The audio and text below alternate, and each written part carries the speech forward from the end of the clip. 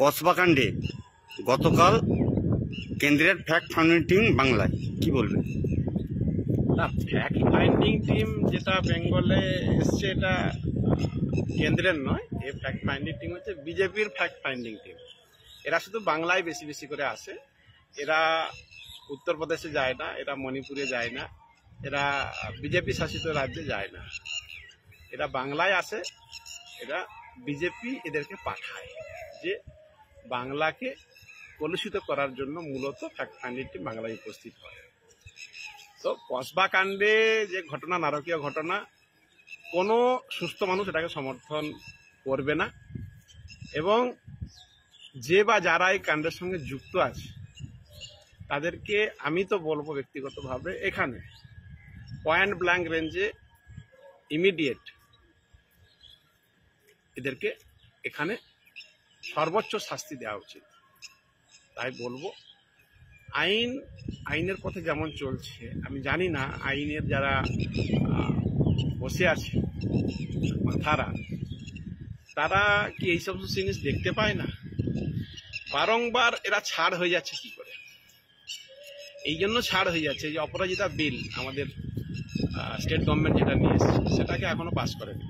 তো কিছু কঠিন শাস্তিমূলক যদি ব্যবস্থা না থাকে তাহলে এই অপরাধ আরো বাড়তে থাকবে।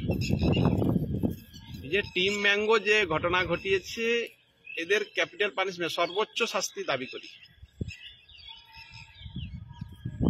আমরা এটুকু বলতে পারি যে এটাকে নিয়ে রাজনীতি করা উচিত নয়।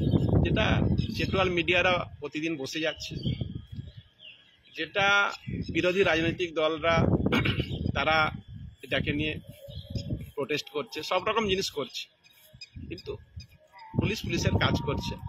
মিনিমাম সময়টুকু প্রশাসনকে দেওয়া উচিত। তারা যে কাজ করছে, ইমিডিয়েট অনেকে অ্যারেস্ট হয়েছে, ইনভেস্টিগেশন চলছে।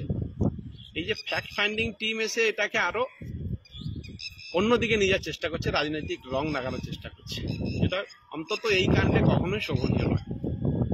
যে বা যারা করেছে তারা অপরাধী, তাদেরকে অপরাধী হিসাবে ট্রিট করা উচিত। কোনো জাতি, ধর্ম, বর্ণ নয়, কোনো রাজনৈতিক রং নয়।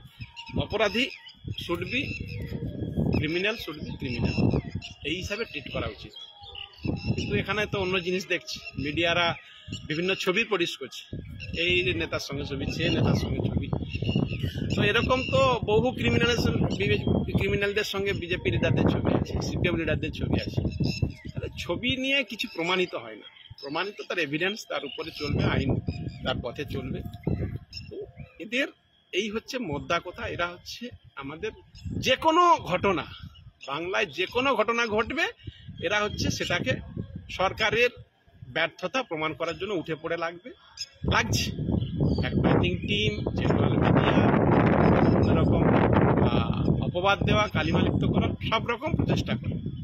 আমার পরিষ্কার বক্তব্য একটা, অপরাধকে অপরাধ হিসাবে ট্রিট করা উচিত এবং তার অপরাধীদের শাস্তি, যারা মহামান্য বিচারকরা আছেন তাদেরকেও বলবো আরেকটু সিনসিয়ার হওয়ার জন্য।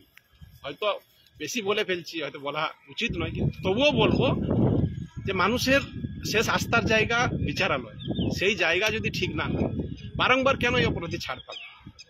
বারংবার কেন এই ধরনের ঘটনা ঘটবে যদি না দৃষ্টান্তমূলক শাস্তি হয়? শাস্তি তো আর গভর্নমেন্ট দেবে না, শাস্তি তো কোনো রাজনৈতিক দল দেবে না, শাস্তি দেবে বিচারক। তো সেই বিচারকের কাছে অনুরোধ থাকবে, সর্বোচ্চ শাস্তি যেন এই ছেলেরা পায় যারা এই কাণ্ডের সঙ্গে যুক্ত আছে। কার্তিক মহারাজ বিরুদ্ধে ধর্ষণের মামলা উঠেছে, কি বলবেন? দেখুন, এটা ধর্ষকদের শেল্টার দেয়। আমরা দেখেছি বিজেপির যারা নেতারা আছে, বিলকিস বানু কেস, সেখানে ধর্ষকরা ছাড় পাচ্ছে, তাদেরকে মালা পরাচ্ছে। ব্রিজভূষণ সিং, তাদের চিলতাহানির কেস আছে দিল্লিতে, একটা বিজেপির এমপি, তার বিরুদ্ধে কোনো অ্যাকশন নেই। আপনি হাতরাস বলুন, আপনি উন্নাও বলুন, আপনি মণিপুর বলুন, সমস্ত জায়গায় দেখুন, এখানে ফ্যাক্ট ফাইন্ডিং যাবে না।